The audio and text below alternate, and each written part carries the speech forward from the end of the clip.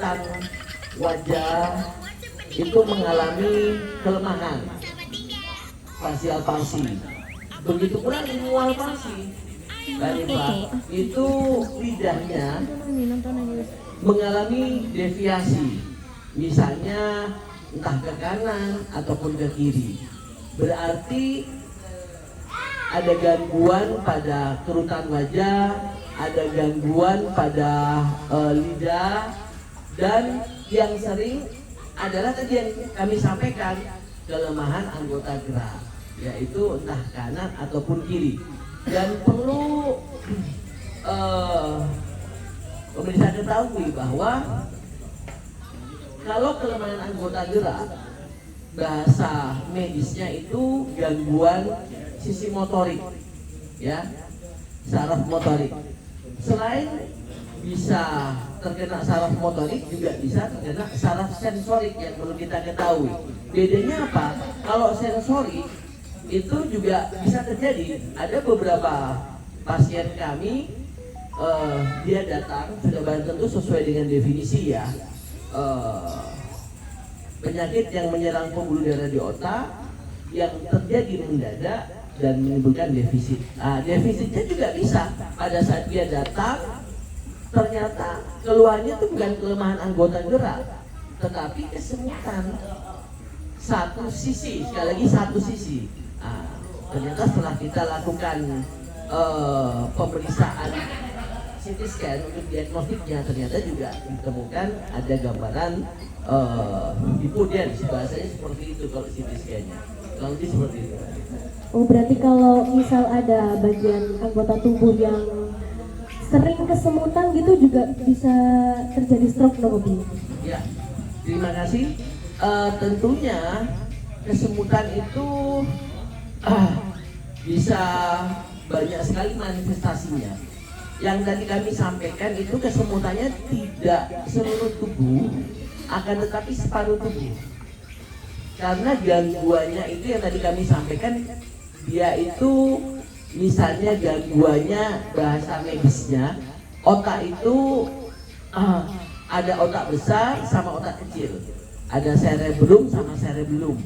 Yang cerebrum sendiri itu dibagi menjadi dua, yaitu ada hemisfer kanan sama hemisfer kiri. Seperti kita ketahui bahwa kalau hemisfer kiri itu biasanya berfungsi untuk hal-hal yang rasional atau hal-hal yang kalau bahasa kita itu berpikiran secara matematis. Sedangkan yang otak kanan ini lebih ke arah mengatur emosi, mengendalikan ya yang berbau sosial, kalau seperti itu. Yang tadi kami sampaikan, Mbak Nifa, kalau misalnya gangguan di otak kiri, maka nanti kesemutannya itu ada di sebelah kanan. Begitu pula sebaliknya. Akan tetapi kalau misalnya kesemutannya itu di keempat anggota gerak, misalnya kaki kanan kiri kesemutan, tangan kanan kiri kesemutan, kemungkinan besar itu bukan stroke. Itu bisa masuk bahasa kedokterannya namanya polineuropati.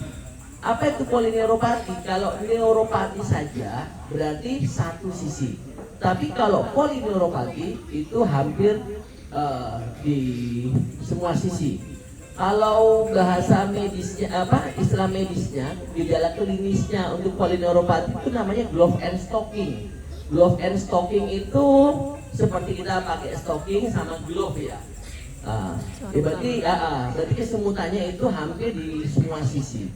Tapi kalau misalnya stroke yang tadi kami sampaikan itu separuh sisi.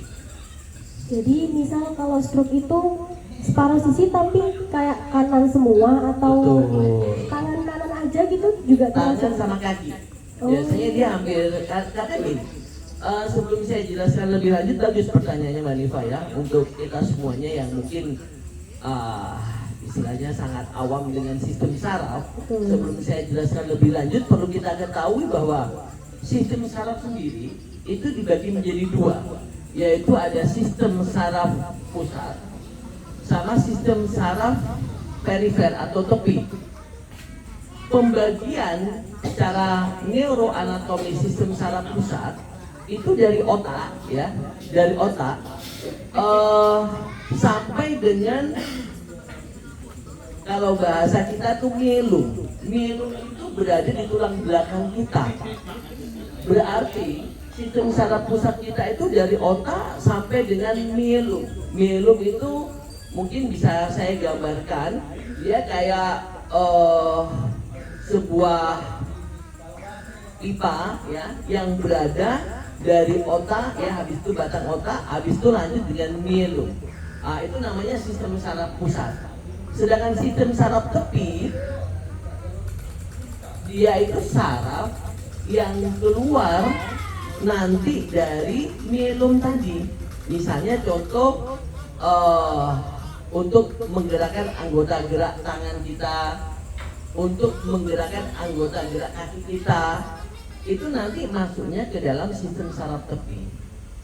Sehingga tadi pertanyaannya bagus sekali. Gangguannya di mana kalau stroke? Gangguannya berada di sistem saraf pusat, gitu loh. Sehingga manifestasi klinisnya karena gangguannya di sistem saraf pusat, berarti langsung disenterannya gitu Mbak Rifa dan seluruhnya. Sehingga kalau misalnya gangguannya itu berada yang tadi kami sampaikan hemisfer atau sebelah kanan, dia itu sistemnya kontralateral dia, sistem saraf. Memang kadang kalau kita mempelajari sistem saraf itu memang agak jelimet ya. Makanya kadang ada beberapa bercandaan ya atau guyonan di masyarakat kalau orang terkena gangguan saraf, menurut saya bahasanya kabelnya pedot, kurangnya seperti itu. Walaupun mungkin itu bercandaan, memang saraf itu ada namanya jaras-jarasnya. Jaras itu sama seperti kabel dia, kabel. Sehingga kalau bahasa dalam ilmu saraf itu namanya traktus ya, kayak jaras-jarasnya tadi. Dan jarasnya itu biasanya dia bersilangan Mbak, bersilangan dari kanan nanti dia ke kiri, begitu pula sebaliknya dari kiri dia. Nah, untuk pencegahannya sendiri nih, kan bisa dari makanan atau kegiatan. Nah, itu apa aja Bi yang bisa mencegah diri kita untuk terkena stroke? Ya, terima kasih. Mungkin sebelum kita masuk ke pencegahan, tidak ada salahnya kami ingin menjelaskan terlebih dahulu Mbak Nifa, klasifikasi ya, klasifikasi tentang stroke. Ini yang perlu pemirsa ketahui bahwa pembagian stroke sendiri itu secara garis besar ada dua. Ada namanya stroke penyumbatan yang kita sebut dengan stroke infarct, dan yang kedua ada yang kita sebut dengan stroke perdarahan atau stroke hemoragik. Sekarang perbedaan antara stroke penyumbatan dan stroke perdarahan itu mungkin gampangannya biar mudah ditangkap, dicerna oleh para pemirsa sekalian. Ibarat selang ataupun pipa yang nanti di situ ada air yang mengalir. Pipa ataupun selang itu kita ibaratkan pembuluh darah. Mudahnya untuk mencerna apa itu stroke penyumbatan atau stroke infarct, berarti selang atau pipa tadi itu mengalami sumbatan. Sehingga logikanya untuk kita ketahui, karena ada sumbatan itu akhirnya aliran air tadi itu akan terhambat. Begitu pula sama seperti layaknya pembuluh darah kita di otak, karena ada sumbatan tadi maka alirannya terhambat. Akibatnya apa? Akibatnya sel otak atau yang kita sebut dengan sel neuron itu akan mengalami kematian. Itulah yang disebut dengan stroke. Lebih seperti itu. Sedangkan stroke perdarahan biasanya paling sering ya sama juga pada stroke penyumbatan itu biasanya penyebabnya yang paling sering adalah hipertensi atau tekanan darah yang tinggi. Biasanya kalau pada stroke perdarahan itu karena tekanannya pada saat serangan itu tinggi sekali, terutama tekanan darah sistol, kan ada tekanan darah, ada sistol sama diastol, itu tekanan darahnya tinggi sekali, akibatnya pembuluh darah yang sudah rapuh dia akan pecah, sehingga pecahnya pembuluh darah itulah yang kita sebut dengan stroke hemoragik. Nah, dan perlu kita ketahui pemirsa sekalian bahwa onsetnya biasanya kalau stroke perdarahan itu terjadinya pada saat aktivitas, sedangkan kalau stroke penyumbatan itu biasanya sering terjadi di saat kita bangun tidur. Walaupun mungkin nanti ada namanya Sirirat score, kita bisa menilai kalau minus itu biasanya arahnya ke stroke infak atau stroke penyumbatan, kalau plus itu biasanya mengarahnya ke stroke perdarahan. Itu kurang lebih tentang klasifikasinya. Kita lanjut ya, sesuai dengan pertanyaan Mbak Hanifah tadi, bagaimana cara untuk mencegahnya, ya kan? Perlu kita ketahui, pemirsa sekalian, kalau kita ingin mencegah, maka kita harus tahu apa itu faktor risikonya. Dan kondisi seperti itu. Faktor risiko daripada stroke itu ada yang modifiable sama unmodifiable. Yang unmodifiable yang tidak bisa dimodifikasi itu diantaranya seks ya, apakah dia laki atau perempuan kan nggak bisa. Begitu pula usia itu tidak bisa. Ras tidak bisa, ya kan? Itu tidak bisa. Artinya ya tidak bisa kita kendalikan. Sekarang kita akan berbicara yang bisa kita kendalikan, ya kan? Di antaranya misalnya hipertensi, ya kan? Terus yang kedua pola makan. Karena perlu kita ketahui bahwa penyebab yang dominan selain hipertensi yaitu penyakit-penyakit metabolik. Di antaranya yang tadi kami sampaikan adalah kencing manis, diabetes. Yang kedua yang mungkin sering kita ketahui bahasanya itu kolesterolnya tinggi. Kalau bahasa medisnya profil lipidnya meningkat. Begitu pula asam uratnya yang tinggi. Ini yang bisa kita kendalikan. Sehingga pertanyaan tadi Mbak Hanifah, bagaimana mencegahnya? Mencegahnya dengan cara kita menjaga lifestyle kita, gitu loh. Di antaranya menjaga pola makan, menjaga pola tidur kita biar kita bisa lebih sehat.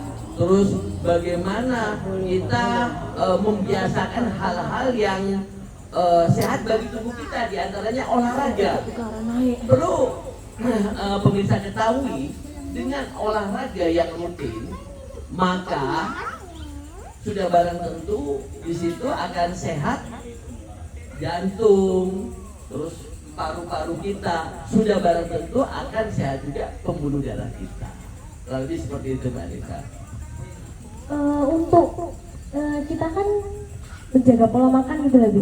Nah, ada nggak kira-kira makanan yang bisa bikin kita itu kena stroke gitu?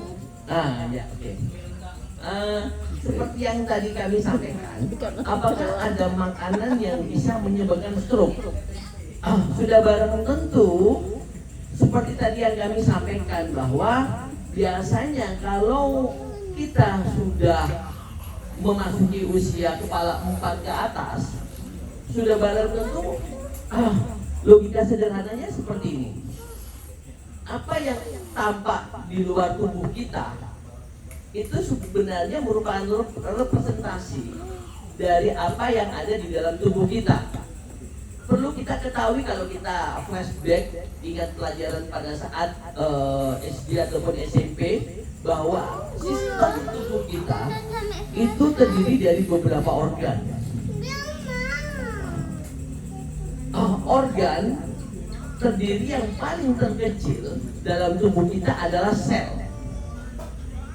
Sehingga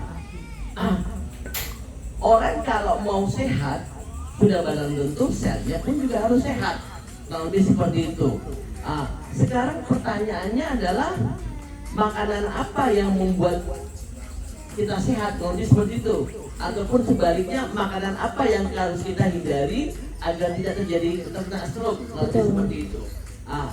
Sudah barang tentu kesehatan kita, mungkin kalau saya menganalogikan lagi ya, kita ketahui bahwa distribusi makanan di entah kita bicara negara, provinsi, kabupaten, ataupun sampai dengan kecamatan ataupun desa, itu dipengaruhi oleh jalan, ya, oleh jalan.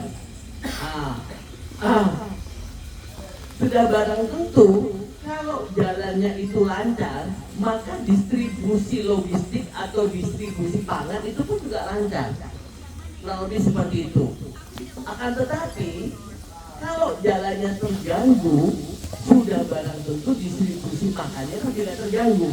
Sama dalam tubuh manusia. Dalam tubuh manusia, pusat daripada pompa makanan yang akan didistribusikan itu letaknya di jantung. Dan dari jantung itulah nanti pembuluh darah itu akan mengalir ke seluruh tubuh. Ada yang nanti menuju ke otak ataupun ada yang menuju nanti ke bagian bawah ya. Sudah barang tentu pembuluh darah manusia itu kalau masih muda terkadang masih di bawah usia 40, taruhlah belasan, kayak misalnya dia Rizal, itu makan apa aja gak ada masalah. Mau makan daging, mau makan gorengan lah masalah. Karena pembuluh darahnya masih elastis, masih bisa fleksibel. Tapi dengan bertambahnya usia, waspadalah. Karena apa? Karena pembuluh darahnya sudah berbeda pada saat masih muda, yang tadi kami sampaikan bahwa apa yang tampakkan di luar itu sebenarnya representasi atas apa yang ada di dalam. Sehingga yang kalau sudah kepala 4, apalagi kepala 5, apalagi kepala 6, yang waktu pas masih muda pokoknya apa aja bisa masuk. Kalau sudah kepala 4 ke atas, mau makan ini mikir-mikir, mau makan ini mikir-mikir. Sekarang sesuai pertanyaannya Mbak Neva ya, makanan apa aja yang mungkin nanti dicegah ya? Sudah barang tentu kalau kita bicara penyakit dislipidemia ya, yang tadi kami sampaikan, kolesterol, otomatis biasanya kalau kami sebagai dokter terus kami mengedukasi pasien, yang gorengan mulai dikurangi, makanan-makanan bersantan mulai dikurangi. Biar apa? Biar bisa mengendalikan kolesterol. Begitu pula misalnya asam urat kayak kacang-kacangan mulai dikurangi. Begitu pula misalnya pasien terkena penyakit diabetes, sudah barang tentu nanti yang manis-manis juga dikurangi, diantaranya gula dikurangi, terus buah-buahan yang mengandung kadar glukosa tinggi juga dikurangi. Begitu pula kalau pasien yang terkena hipertensi, sudah barang tentu makanannya itu untuk katanya kalau masak sayur tanpa garam kayaknya kurang sedap. Tapi kalau terkena penyakit hipertensi otomatis kadar garamnya juga dikurangi. Terus pertanyaan selanjutnya, makanan apa aja yang mungkin bisa menyehatkan ya atau memperbaiki untuk mencegah stroke? Otomatis ya kayak buah-buahan bagus, terus ikan laut juga bagus, dan tentunya makanan-makanan sehat yang lainnya. Sedangkan kalau zaman kekinian kayak fast food, junk food, itu sudah benar-benar dikurangi gitu loh. Mungkin gitu Mbak Rita. Untuk makanan jika kita masih muda ya Bu, Iya. kata Abi kan tadi namanya juga orang muda juga anak muda, jadi makannya tuh kayak yang enak ya dimakan, yang gak enak juga gak dimakan gitu. Iya.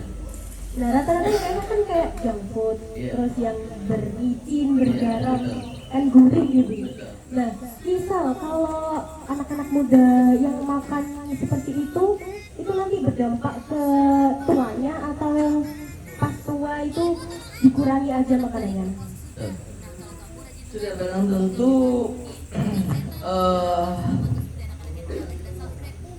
kita tidak perlu nunggu nanti tua.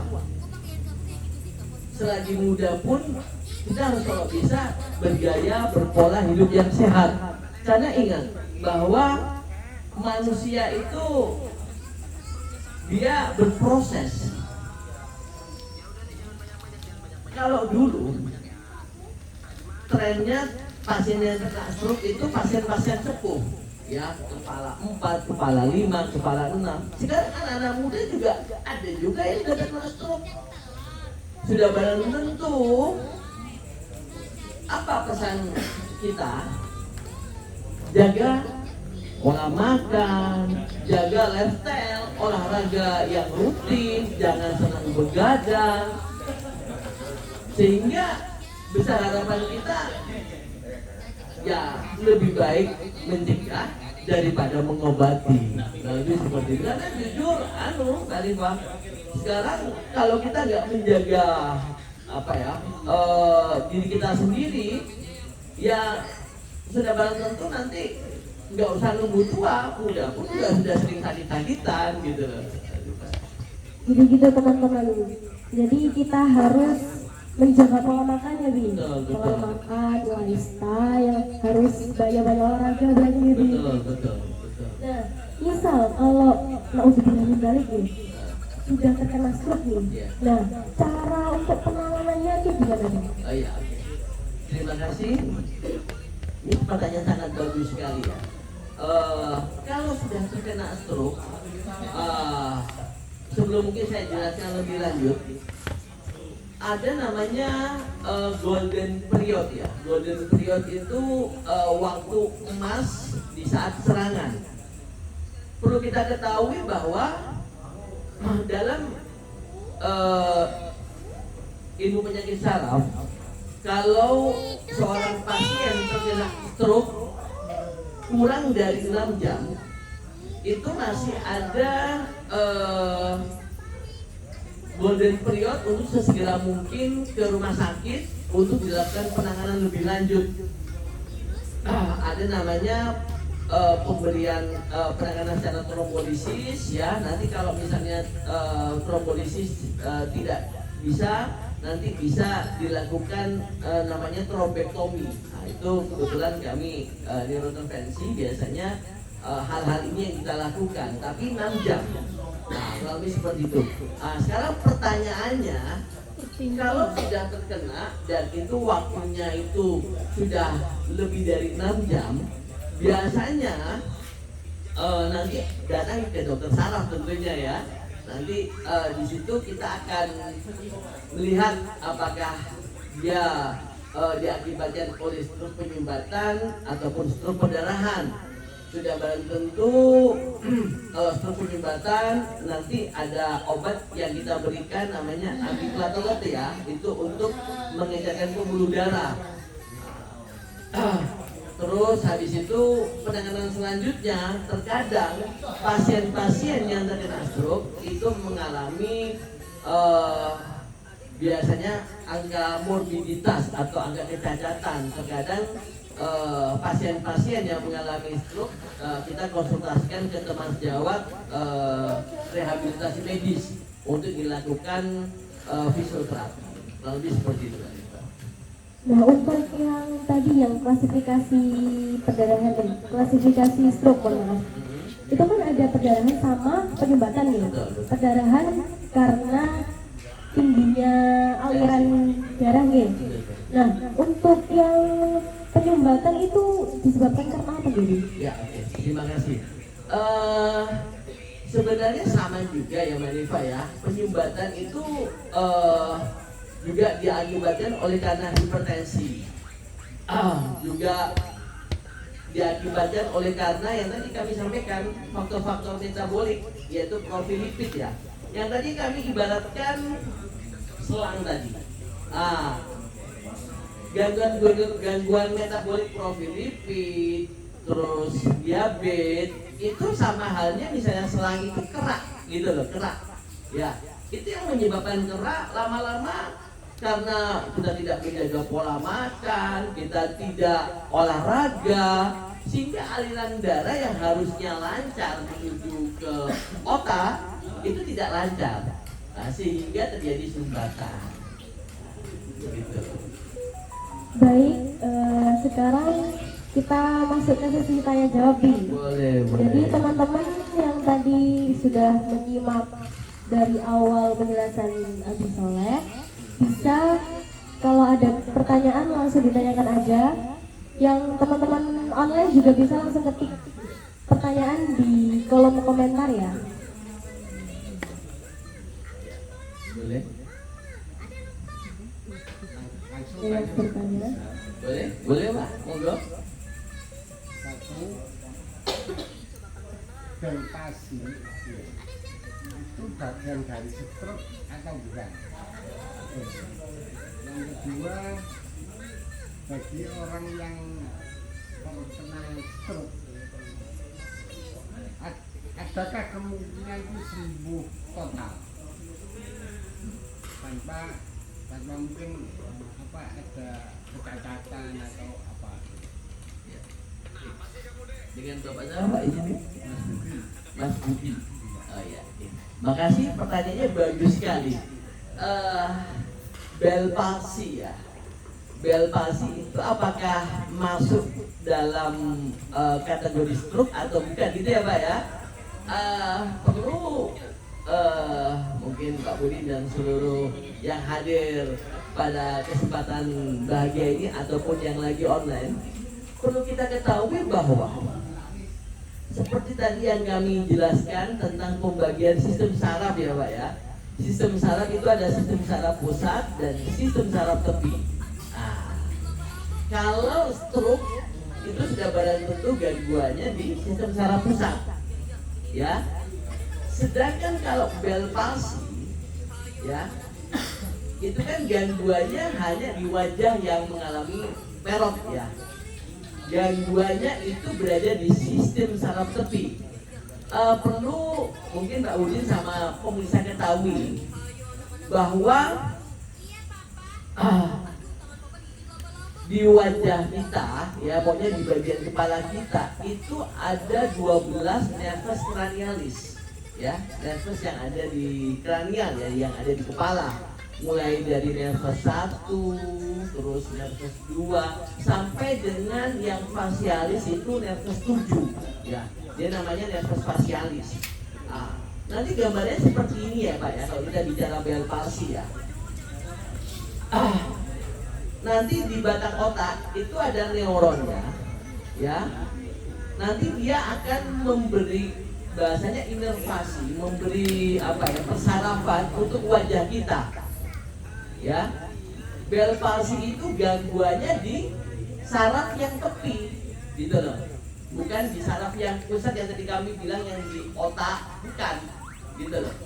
Sehingga bel palsi itu gangguannya bukan di saraf pusat tapi di saraf tepi, sehingga apakah sama seperti stroke atau bukan, kan begitu Pak ya. Sudah barang tentu bel palsi bukan seperti stroke ya Pak ya, karena gangguannya berada di saraf tepi ya. Berarti hanya lokal ya, lokal. Betul. Hanya lokal. Betul. Aja. Betul. Tapi ada tapinya Pak, ada tapinya Mbak Nifa dan seluruhnya. Kalau orang sudah terkena bel palsi, ya, sudah barang tentu itu sebagai early warning Mbak, sebagai warning awal agar kita harus berhati-hati untuk lebih menjaga kesehatan, gitu Pak. Nah, itu yang pertama ya tentang bel palsi. Terus yang kedua ya Pak ya, tentang stroke, apakah bisa sembuh total atau tidak, gitu ya Pak ya. Sudah barang tentu banyak hal yang menjadi penekanan tentang tingkat keparahan ya, kalau kita bilang prognosisnya ya daripada stroke ya. Biasanya kalau antara stroke penyumbatan sama stroke perdarahan itu lebih parah stroke perdarahan. Akan tetapi juga dipengaruhi juga kira-kira lokasinya di mana, ya kan? Kalau lokasinya di batang otak, kalau sudah batang itu prognosisnya tidak bagus. Nah, begitu pula luas stroke-nya Pak, itu juga akan mempengaruhi luas stroke-nya. Baik itu stroke penyumbatan, kalau yang luas itu disebut dengan stroke emboli, ya itu luas. Begitu pula stroke perdarahan. Misalnya, menurut saya ya Pak ya, gampangnya gini. Kalau stroke penyumbatan lebih luas, kalau stroke perdarahannya kecil, kira-kira lebih beratan mana? Udah barang tentu lebih beratan stroke yang penyumbatan tapi luas. Nah, sekarang pertanyaannya apakah bisa sembuh total? Sudah barang tentu tadi Pak, tergantung dari serangannya tadi Pak. Kalau serangannya itu tadi itu parah sekali, sudah barang tentu untuk proses penyembuhannya itu membutuhkan waktu dan membutuhkan proses. Terima kasih. Boleh saya tambahin nggak? Boleh. Nah, tadi kan yang dibahas kan stroke itu bisa balik ke awal nggak ya itunya apa sih namanya yang Bel palsi. iya yang bel palsi itu bisa nggak Oh, iya. kembali ke awal? Oke. Kalau bel palsi itu kalau bahasa kita tadi prognosisnya itu dumbia ad bonum ya. Dumbia ad bonum itu ya biasanya lebih baik gitu loh. Sedangkan stroke biasanya ya dumbia ad malam, tapi tergantung dari lokasi ataupun besaran stroke-nya. Kalau bel palsi itu biasanya kemungkinan besar ya akan kembali pulih gitu loh. Karena perlu kita ketahui etiologi ataupun penyebabnya bel palsi itu biasanya diakibatkan oleh virus ya, dan sering terkena pada orang-orang yang biasanya keluar malam naik sepeda motor tidak pakai helm, ataupun di rumah pada saat tidur kipas anginnya nyentrong ataupun AC juga nyentrong, itu biasanya sering terkena bel palsi. Lebih seperti itu. Kalau bel palsi sendiri itu bisa mengarah ke stroke nggak Bu? Iya, tadi sesuai pertanyaannya Bapak tadi Pak ya. Yang jelas dia beda. Akan tetapi itu sebagai early warning ya, sebagai pengingat kita agar kita harus lebih hati-hati ataupun lebih waspada untuk menjaga kesehatan, sehingga jangan sampai sudah terkena bel palsi terus kita ya makan seenaknya, terus jarang olahraga, ya kemungkinan juga bisa mengarah ke stroke, tapi sudah barang tentu definisinya berbeda gitu. Jadi intinya bel palsi itu beda sama stroke ya? Betul, beda. Tapi bisa mengarah ke stroke-nya sendiri itu Ya. Terus yang stroke itu yang bel palsi itu bisa pulih, tapi lebih minim daripada yang stroke ya, Bi. Betul. Tapi yang stroke itu tergantung sama Ya, yang banyak sekali faktor-faktornya gitu loh. Entah dia nanti stroke penyumbatan, stroke perdarahan, terus lokasi topisnya atau lokasi stroke-nya itu di mana, luas daripada stroke-nya itu sendiri, itu banyak sekali yang mempengaruhinya. Ada lagi yang ingin bertanya? Monggo, Cak Soleh, Bang Roni. Siapa tahu, kebetulan sebagai pesan sponsor itu ada Bang Roni, beliau ketua Yayasan Haji Saprawi Susilowati. Ketua Yayasan Haji Saprawi Susilowati. Kebetulan orang tua kami bernama Haji Saprawi dan umi kami bernama Haji Susilowati. Dan alhamdulillah di Desa Pelinggisan, Kecamatan Keraton, Kabupaten Pasuruan, sebagai bentuk kecintaan kami kepada almarhum dan almarhumah orang tua kami mendirikan Yayasan Haji Saprawi Susilowati, di mana ketuanya Bang Roni itu. Kami terima kasih ya Bang Roni dan seluruh pengurus dan ustadz-ustadzah. Mudah-mudahan Yayasan Haji Saprawi Susilowati ini bisa lebih maju, berkembang, dan bisa khairunas anfa'ulinas gitu ya Bang Roni ya, bisa memberikan kemanfaatan bagi banyak orang. Bertanya lewat online ya. Gimana cara lihatnya?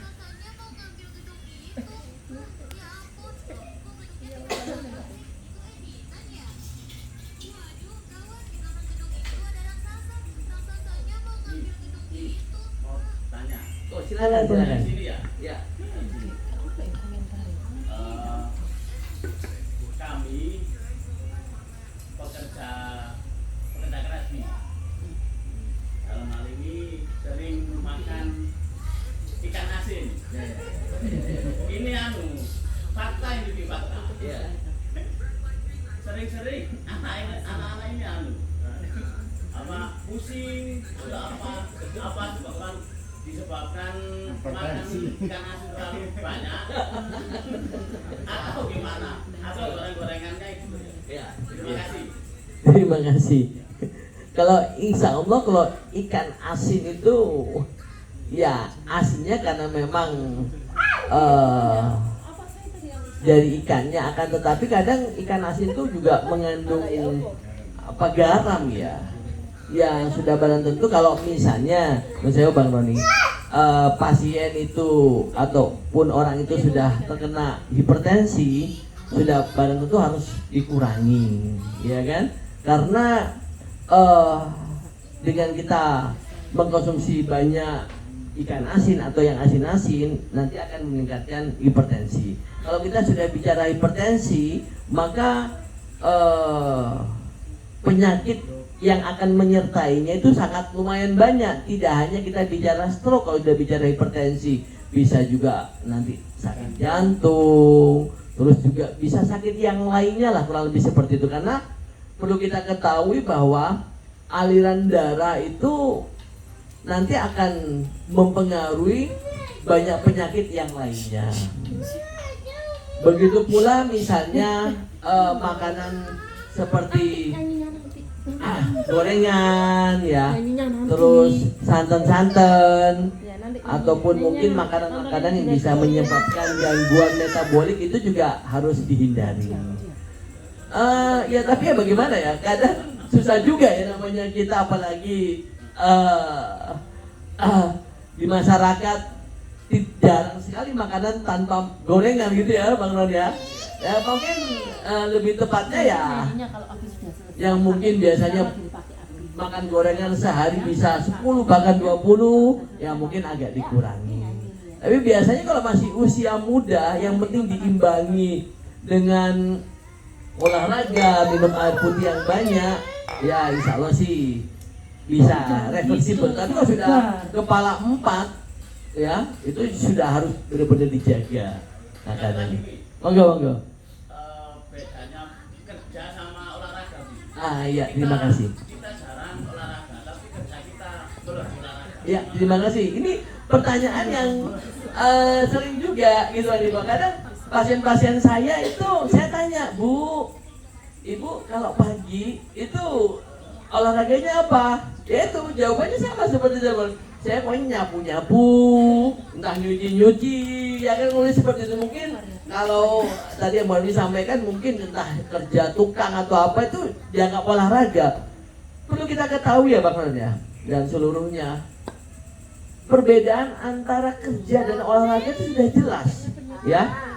Walaupun mungkin kerja itu seakan-akan olahraga kayak berkeringat, sudah barang tentu kalau olahraga itu suatu kegiatan yang memang kita lakukan dengan kita sengaja untuk mencari keringat, di mana olahraga itu kan ya mohon maaf kita happy gitu loh.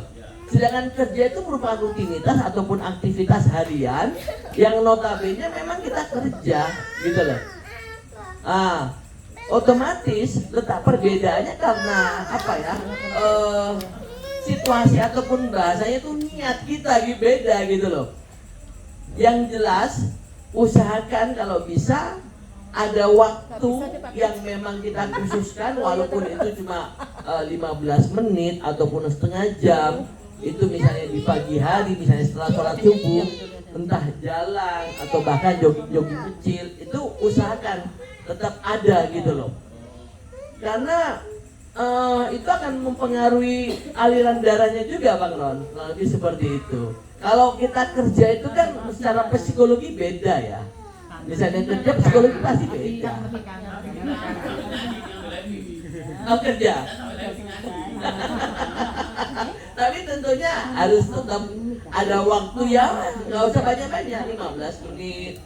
Ya saya sampai sekarang Bang Ron tetap mungkin banyak istri juga, walaupun sebentar misalnya kita habis visite pagi, biasanya sekarang saya visite itu kurang lebih sekitar jam setengah 4, jam 4 setelah visite, sebelum misalnya aktivitas entah ngantar anak, itu saya sempatkan bareng-bareng 15 menit. Itu ya istiqomah, karena tadi itu misalnya ya lebih baik mencegah daripada mengobati. Lebih baik kita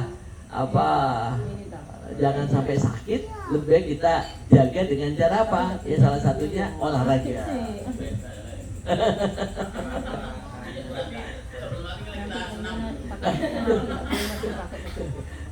Mungkin gitu Bang Ron ya. Ya masih. Izin menambahkan ya. Kalau saya sendiri kan di kampus juga ada tangga yang sampai lantai 3 gitu Bi. Nah, kalau setiap harinya naik turun tangga, naik turun tangga, tapi nggak olahraga setiap hari itu juga termasuk olahraga atau rutinitas aja Bi? Tentunya itu masuk rutinitas. Tetapi ya itu juga dengan jalan, ya kan, apalagi naik tangga, itu juga bisa membantu kesehatan kita. Intinya ya jangan sampai mager aja ya, jangan sampai malas berat. Ya termasuk Bang Roni tadi dengan cara itu juga ya termasuk ya aktivitas gitu loh. Sebenarnya ya apa ya, kalau kita bilang itu beda-beda tipis ya Bang Ron ya, antara olahraga sama kerja, apalagi kerja yang hubungannya dengan apa, fisik ya. Beda-beda tipis, tapi intinya kalau saran kami sih alokasikan waktu aja, walaupun itu sebentar, alokasikan waktu. Tapi kalau nggak ada waktu ya udah kerja berkeringat, apalagi misalnya di sawah Bang Ron ya. Baik, ada yang ingin bertanya? Pertanyaan selanjutnya? Mungkin sebelum kita lanjutkan ya, kepada mungkin ini sponsor karena kami ketua IKPT Jawa Barat ya, sebagai salah satu bentuk kecintaan kami ya, sekali lagi kami berusaha semaksimal mungkin untuk bagaimana bisa mengkoneksikan antara satu alumni dengan alumni yang lain. Dan kami juga mencoba untuk bisa berkontribusi memberikan yang terbaik untuk IKPT. Salah satunya di bidang ekonomi. Nah, kepada dulur-dulurku IKPT dimanapun berada, ini ada Wedang Poka ya, Wedang Poka Kang Yusni ya. Beliau alumni Tubiren, saat ini domisili di Batu. Kami waktu itu pernah ke kediamannya. Dan alhamdulillah Wedang Poka ini juga kami jual kebetulan di kedai jus kami. Ini sebagai salah satu bentuk bagaimana kita mencoba untuk bisa memberikan kontribusi yang nyata kepada teman-teman IKPT dimanapun berada. Kami berharap ya, monggo silahkan keluarga IKPT yang mempunyai produk-produk ya, tentunya kita berkolaborasi, dan besar harapan kami tidak hanya offline di sini, akan tetapi siapa tahu nanti via online juga bisa. Misalnya teman-teman di IKPT Indramayu, teman-teman dulur-dulur IKPT Indramayu dan seluruh teman-teman IKPT Jawa Barat dan IKPT dimanapun berada, teman-teman IKPT Indramayu juga punya produksi beras dengan berlabelkan Indramayu.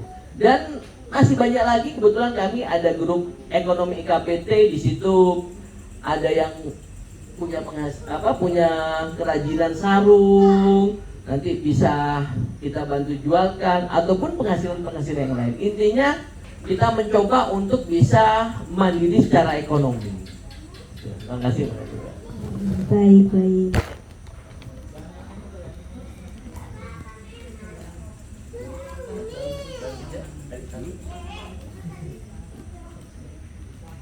2025 yang kemarin diadakan tanggal 22 Oktober. Jadi kita akan sedikit kita akan membahas mengenai Hari Santri ini bersama Mas Rizal. Monggo Mas Rizal. Sekarang kita masuk pembahasan mengenai Hari Santri.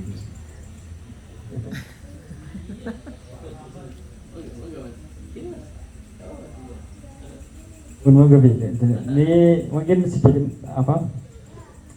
menyinggung tema aja tadi ya, menyinggung tema tentang Hari Santri karena memang masuk juga di peringatan Hari Santri. Jadi mungkin sedikit saja dari kami yang mungkin realistis atau mungkin yang bisa kita hadapi di sini bersama-sama. Jadi kalau bagi kami untuk merefleksikan Hari Santri yang ditetapkan secara nasional sebagai Hari Santri Nasional atau Hari Besar Nasional. Jadi dengan wadah GIS menurut saya sudah sangat cukup untuk menjadi representasi bahwasanya GIS dengan motonya silaturahim, gerakan indahnya silaturahim itu sudah santri banget menurut saya. Jadi saya sepakat dengan panjenengan yang sudah membentuk ini, meskipun ranahnya di sini bagian kedainya ya, bagian ngopinya ini sudah cukup memberikan refleksi, cukup memberikan wadah bahwasanya budaya santri juga ada jagongannya kan. Ngopi, jagongan itu sudah kebiasaan yang mungkin tidak bisa dipisahkan dari santri. Makanya tinggal memupuk atau menumbuhkan nilai dari ngopi dan jagongannya. Nah, GIS menurut kami sudah cukup menjadi representasi wadah silaturahim, wadah membangun seduluran, wadah bagi para santri untuk bagaimana mengembangkan keilmuan lewat jalur non formalnya melalui secangkir kopinya. Kita bisa saling berbagi ilmu, saling berbagi referensi, dan bagi kami ini awal mungkin untuk tempat-tempat yang lain atau dimanapun kita berada, bahwasanya ngaji tidak hanya di majelis yang ada di dalam pondok, tapi nilai dari pada ngaji sendiri bagi kami adalah ya ngatur jiwa, kalau katanya Abi, kalau saya disebut ngatur jiwa. Namanya ngatur jiwa berarti di dalam kehidupan yang nyata. Nah, makanya ini sudah jadi wadah yang sangat tepat. Mungkin itu singkat saja dari kami tentang Hari Santri ya. Mungkin nanti lebih banyak dari disenggol sama Abi aja ya. Terima kasih Mbak Nifah waktunya ya.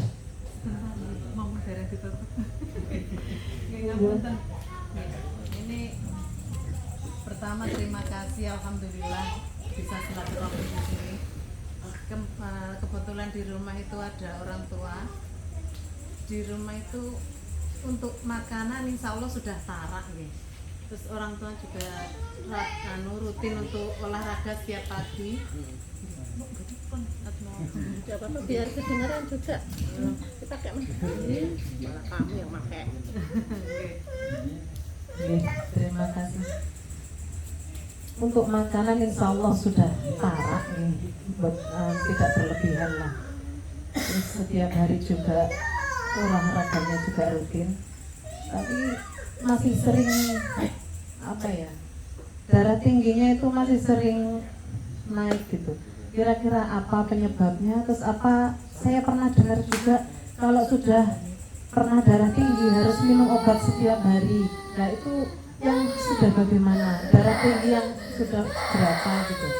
Apa betul harus setiap hari itu minum obat terus ya gitu? Terima kasih penjelasannya. Terima kasih, pertanyaan sangat bagus sekali ya. Sudah barang tentu misalnya pasien yang sudah punya riwayat darah tinggi Bu, itu sudah barang tentu memang sebagai pencegahannya harus minum ya. Karena kalau tidak minum khawatirnya nanti dia akan tinggi, sehingga ya selain mungkin tadi ya tentunya tetap menjaga pola makan, menjaga pola kesehatan yang tadi kami sampaikan, olahraga, juga tetap harus minum obat tensi. Sampai nanti sama dokternya pasti akan dievaluasi. Kira-kira tekanan darahnya stabil ataupun tidak. Kalau misalnya cenderung rendah, ya sudah tentu nanti akan dievaluasi untuk mengkonsumsi obat tensinya juga. Tetap harus kontrol ya Mbak ya, tetap kontrol ke dokternya. Terus juga kalau memang kami selalu menyarankan kepada pasien-pasien kami, apalagi pasien sepuh, kalau bisa di rumah itu punya tensimeter. Tujuannya ya tadi itu untuk mengetahui gitu loh, tensinya apakah tinggi ataupun tidak, terutama di pagi hari. Nah itu tetap ya Mbak ya, misalnya memang tinggi misalnya ataupun tetap harus minum obat tensinya gitu Mbak ya. Khawatirnya kalau nggak dicegah, nggak dikontrol, khawatirnya tingginya melonjak tinggi sekali, itu yang akan mengakibatkan sangat fatal ya. Kalau misalnya di penyakit saraf ya stroke, kalau di jantung bisa terkena jantung koroner ataupun terkena penyakit yang lainnya gitu ya Mbak ya. Terima kasih.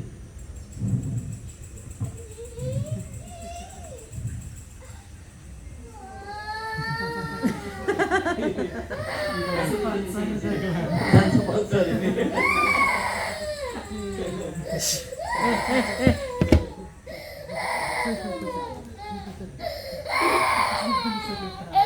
Jadi untuk yang sudah orang sepuh yang sudah terkena darah tinggi atau hipertensi itu disarankan untuk terus mengonsumsi obat gitu. Tapi itu bisa dosisnya bisa dikurangi atau sampai sudah ya.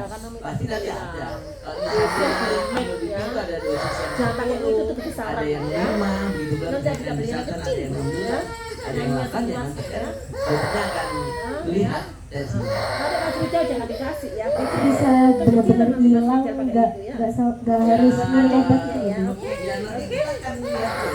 Tetap makanya kontrol rutin tetap ya. Ada pasien-pasien yang sudah kena stroke, yang punya hipertensi tetap harus rutin gitu loh. Karena tadi itu kita kan tidak tahu ya biasanya kalau sudah rutin itu biasanya kontrolnya sebulan sekali gitu sih biasanya. Apakah masih ada yang ingin bertanya? Kayaknya sudah deh. Ya, oke. Mungkin sebelum saya tutup ya, sebagai closing statement ya kepada seluruh yang hadir ataupun pemirsa dimanapun berada, mungkin perlu kita ketahui bahwa stroke ini merupakan penyakit yang menyerang pada pembuluh darah di otak yang diakibatkan oleh karena tadi yang kami sampaikan ada beberapa faktor risiko, dan tentunya sekali lagi pesan kami adalah lebih baik kita mencegah daripada mengobati. Bagaimana mencegahnya? Ya sudah barang tentu bergaya hidup yang sehat, baik itu makan makanannya juga tetap dijaga, terus kalau bisa rutin olahraga dan menjaga pola hidup atau pola kesehatan yang memang membuat tubuh kita menjadi sehat. Sehingga besar harapan kami mudah-mudahan kepada pemirsa dimanapun berada, semoga sehat selalu. Amin, amin. Terima kasih kepada Abi Soleh atas materinya mengenai stroke. Jadi stroke itu suatu penyakit yang diakibatkan karena pembuluh darah gitu. Nah, jadi ada klasifikasinya dari stroke yang dari pecahnya pembuluh darah sama penyumbatan pembuluh darah. Kita harus menjaga pola makan yang sehat, lifestyle yang sehat, biar kita nggak gampang terkena stroke gitu. Terima kasih kami sampaikan. Baik, kami tutup. Terima kasih atas kehadirannya teman-teman yang hadir di sini maupun yang menonton di siaran langsung Kedai GIS. Wassalamualaikum warahmatullahi wabarakatuh. Waalaikumsalam warahmatullahi taala wabarakatuh.